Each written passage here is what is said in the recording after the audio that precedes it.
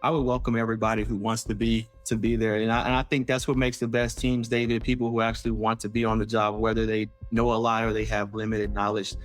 A lot of times people with limited knowledge are easier to train. But I would say that my advice is cybersecurity is an ever evolving career field. You don't necessarily need a lot of tech background in tech to be able to contribute to the advancement of this industry. Everyone brings different career and life experiences to the table, and these collaborative ideas is what ultimately make us more cyber secure.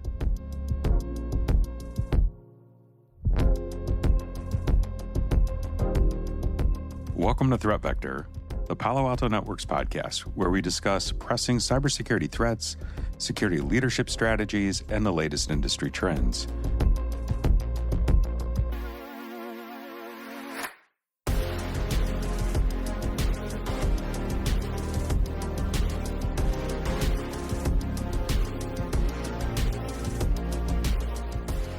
Today, we're venturing into the world of academia, a space that is filled with distinctive challenges for any security team.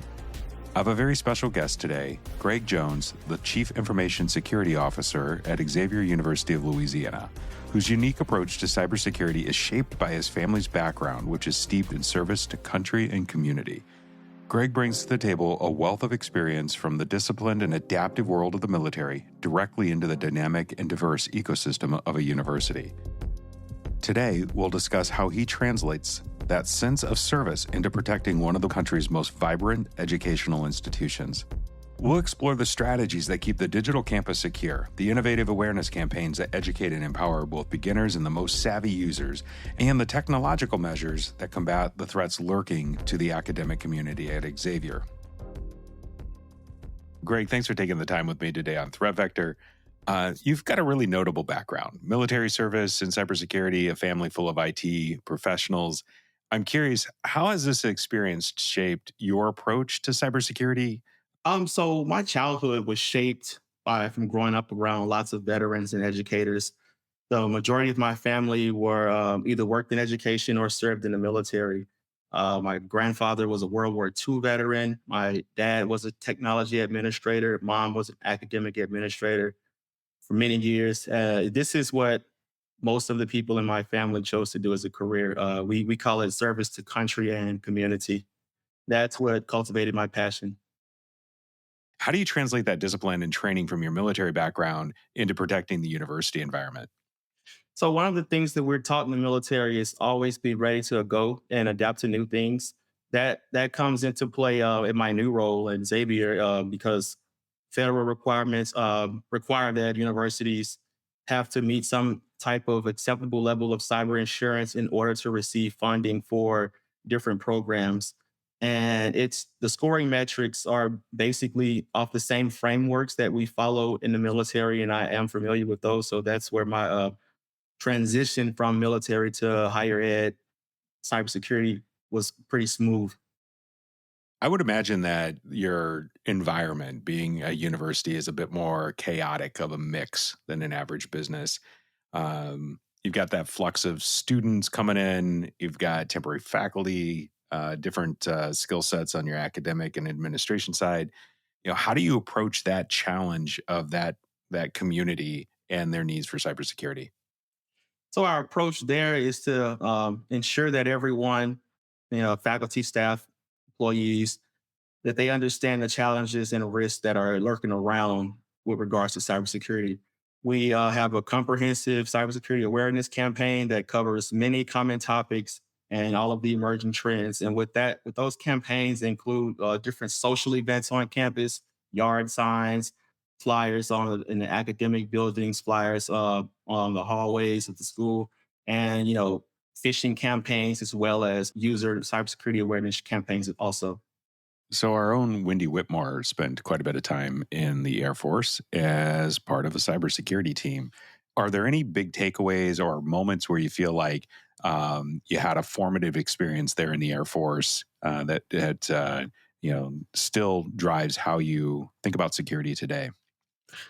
Yes. So my military background of always being ready to adapt to new settings comes into play in my role at Xavier.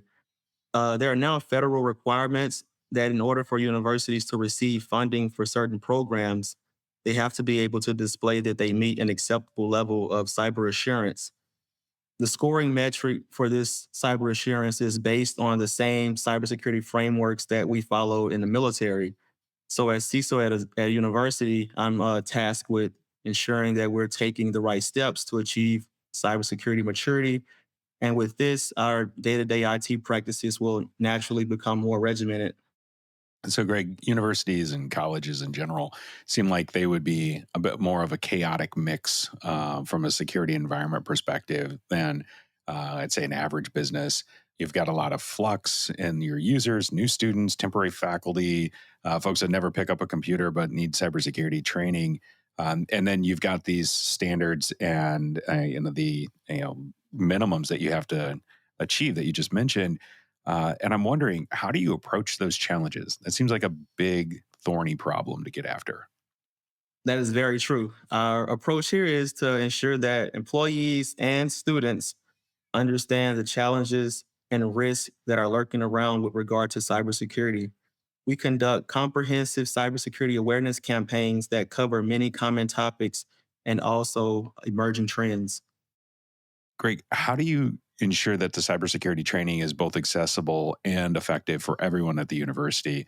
Because I imagine that you've got a wide range of capabilities and technical skill levels.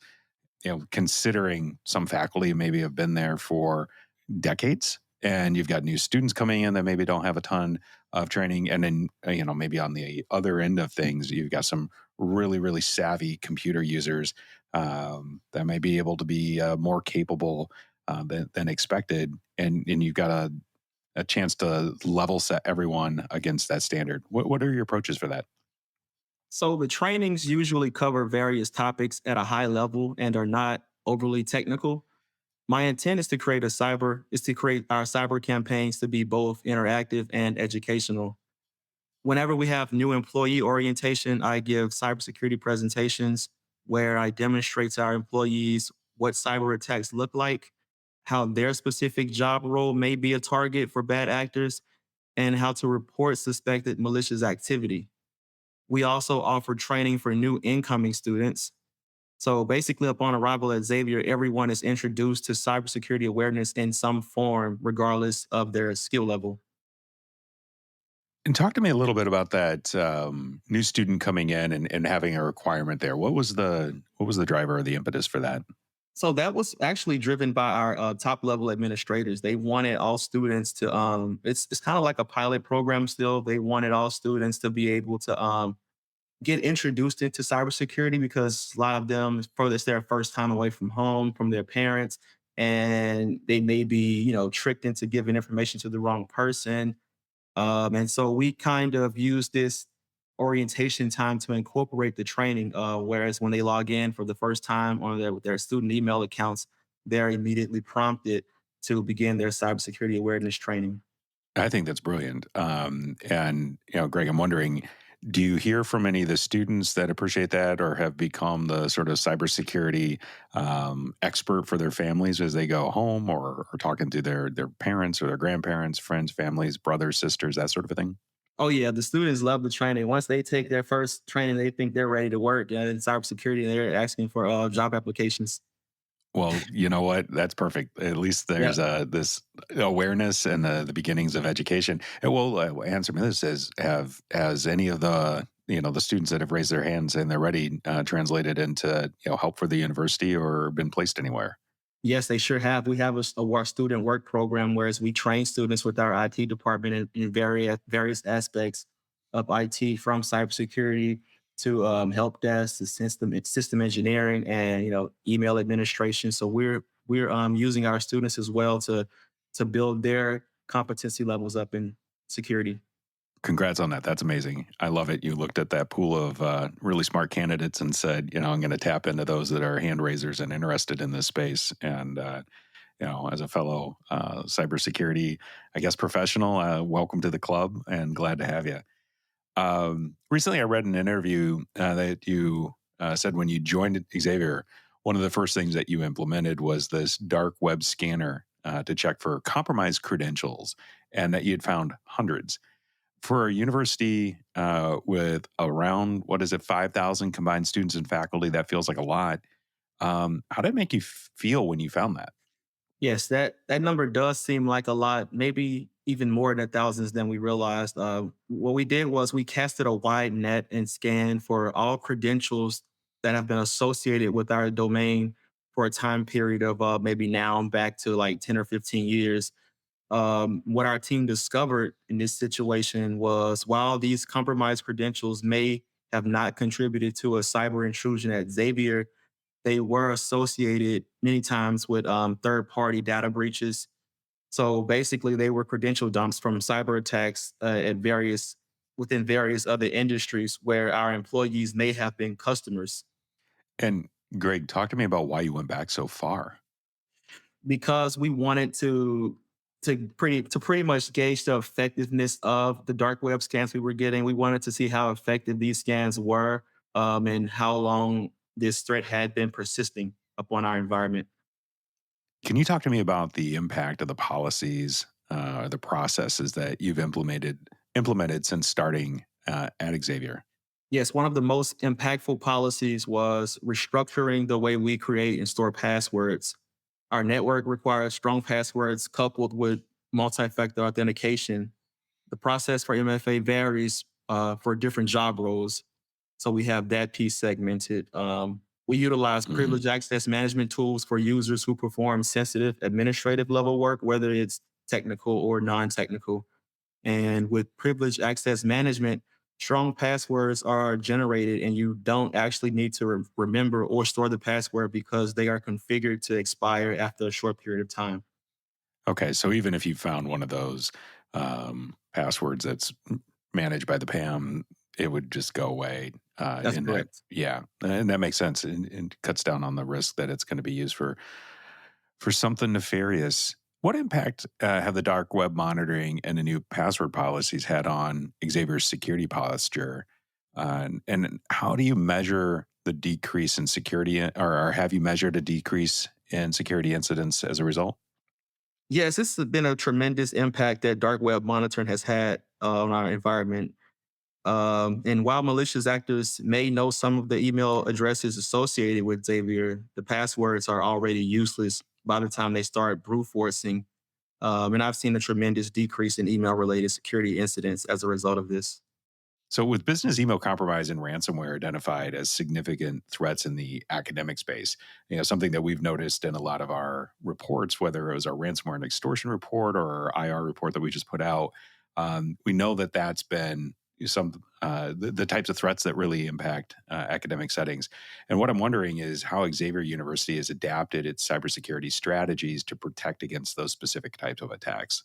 Yeah, so our cyber adaptation against business email compromise is set up in a way that will screen both internal and external emails. And it also scans for known attack signatures of social engineering related emails. So whenever a user receives a suspicious email, they can see that the email may come from a bad actor, Sure. and they're engaged. They're advised to use caution when engaging. Also, we configure the email system to quarantine emails.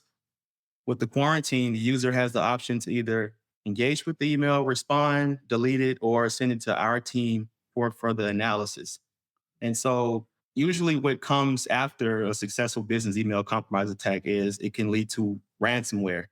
Our defense against ransomware is basically we fine tune our alerts and processes so that we can identify those common indicators of compromise of ransomware attacks. And if we notice that there may be potential malicious movement within our environment, we can identify where it's coming from and isolate the system as we see fit. And we also engage with third parties to do frequent penetration testing and stress testing also.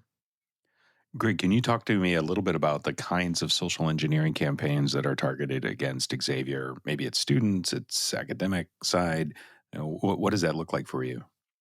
So what we see a lot is mostly for on the academic side. Like a lot of the deans are targeted. Sometimes our help desk is the emails from our help desk get spoofed, whereas a bad actor would send an email to someone saying your laptop is has a virus on it. Please click this link to open a help desk ticket. And the users are trained with their cybersecurity training to be able to spot these types of things beforehand, so they don't engage with them.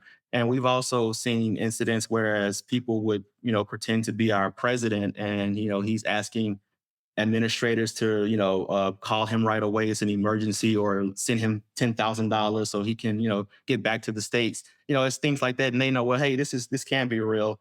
We have to investigate this, or we knew this from our training that we can just hover over the link or look at the to name in the email and know that this comes from some 16500 at gmail.ru. So we know this is a malicious email, and it's not coming from Xavier.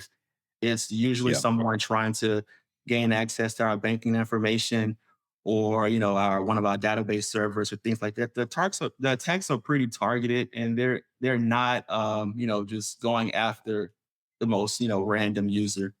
Yeah, so when you get that .ru, you're like, that's definitely not a .edu. Yep. And it sounds like it's really a lot of targeting towards privileged users or folks that maybe have the ability to move finances or pay for things. Do you have an example of a time when you were able to successfully thwart a potential business email compromise or a ransomware attack? And if so, were there any lessons learned that you want to share from that experience? It's pretty easy for these attackers these days to try to social engineer our users by claiming to be someone they work closely with, maybe like a supervisor, a dean, or the technology department, or one of the vice presidents. And we have successfully thwarted these types of attacks to accomplish all of these. For ransomware prevention, we continuously test and update our attack signatures and indicators of compromise. And these real examples are incorporated into our security awareness training.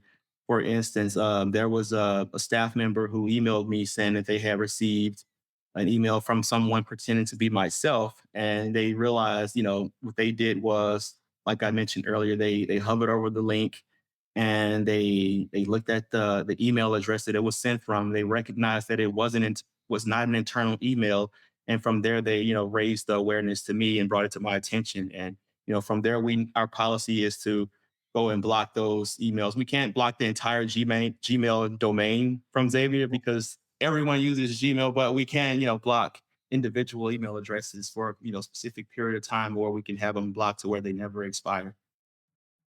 And it sounds to me like that training has been pretty effective at sort of crowdsourcing a larger security team than maybe you have as a full time staff, which is amazing, and I think is an encouraging thing that you're training up faculty, administration, and students, and then converting some of those folks to come over and work in your help desk and start their career in cybersecurity.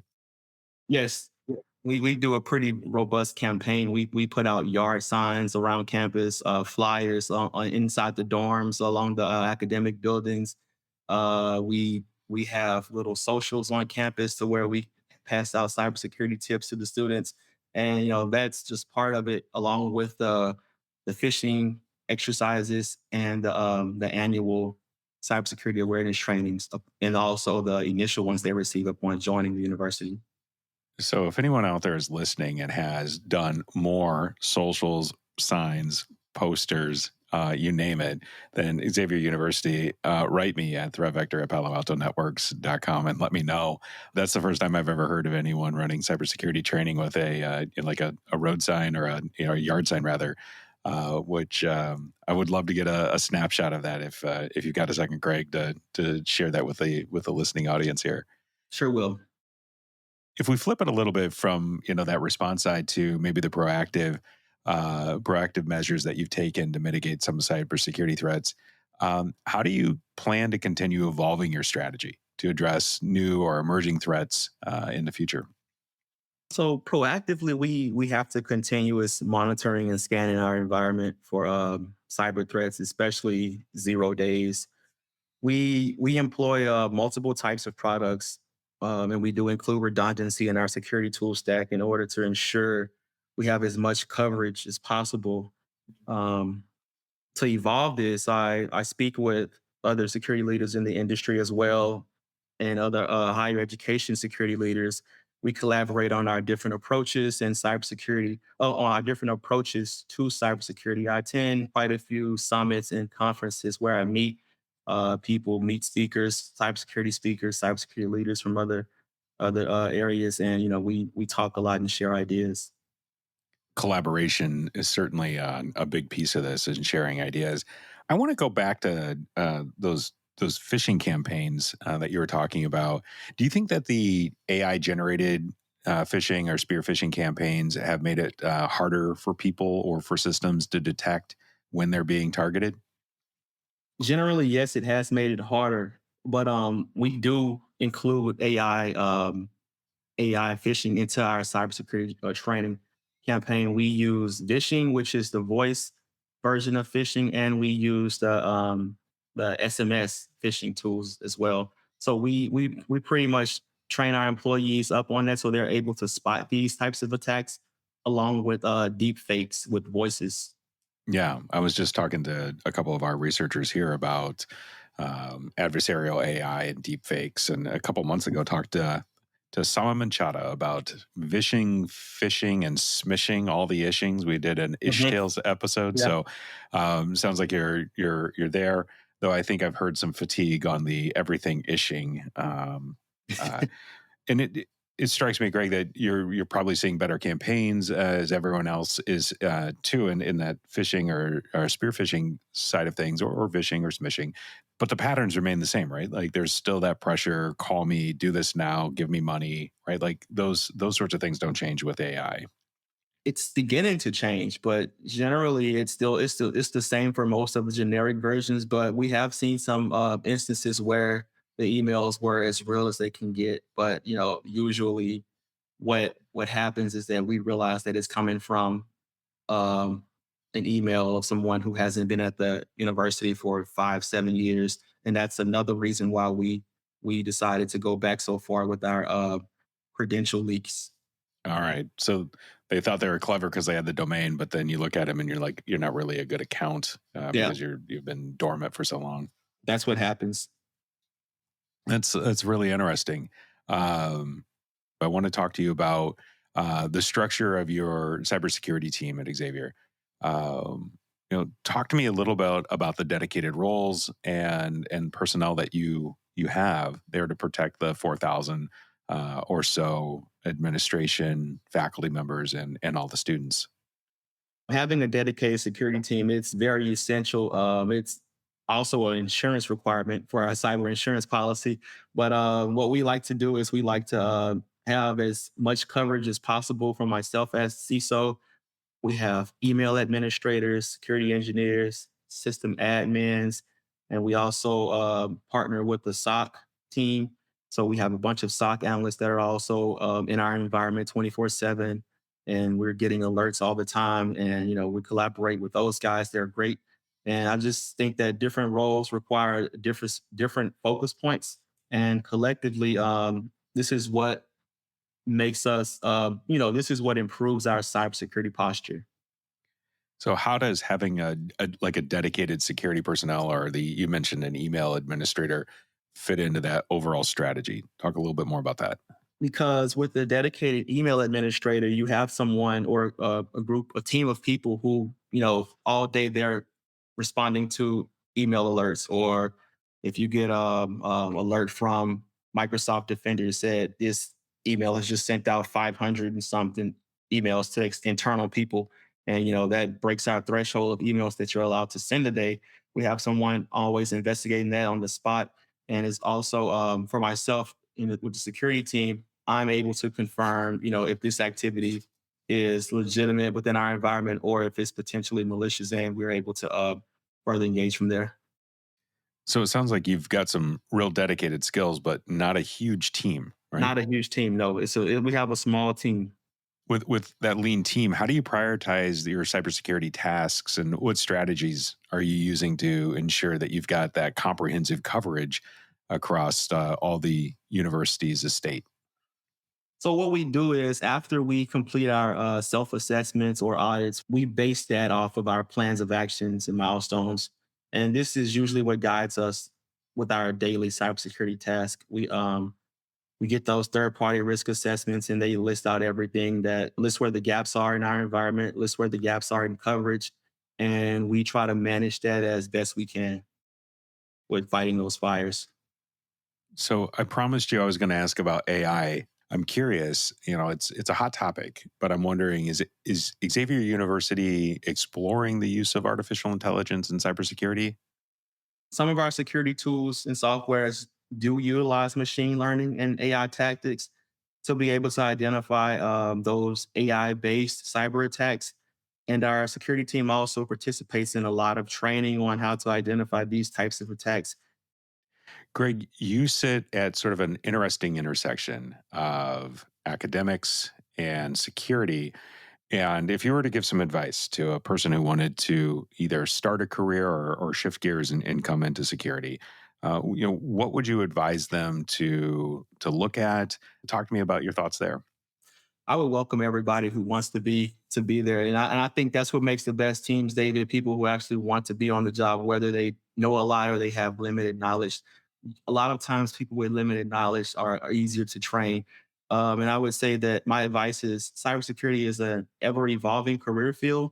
You don't necessarily need a lot of tech background in tech to be able to contribute to the advancement of this industry. Everyone brings different career and life experiences to the table, and these collaborative ideas is what ultimately make us more cyber secure. Yeah, having a homogenous team. A mentor of mine back at a previous job had talked about this. If everyone has the same experiences, same education, same background, you're kind of blind to where your biases are. But when you mix it up and you have a variety of people, you end up with a very, very strong team. And that's stuck with me quite a bit. Greg, before we wrap up, I want to ask you, what's the most important thing that a person who's listening today should take away from our conversation? One of the most important things that someone should take away from today's conversation is that don't be afraid to jump into cyber if that's something you're interested in. Don't feel discouraged by the, thinking you may have a lack of experience. Just get out there, uh, meet people, ask questions. Someone is willing to help you. We are, we use students as student workers. They obviously don't have a lot of experience. Um, at one point, I didn't have any experience, especially when I joined the military. Most of us were all brand new to cyber. And if you're willing to dedicate the resources to train your employees, there will be a great return on investment. Greg, I think you've got an amazing job. Xavier's lucky to have you there protecting them. I'm sure that there's a sense of doing work at a place that puts good out into the world. That gives you quite a bit of pride. Yes, it really does. I love my job, and I'm happy to be able to support such a fantastic university.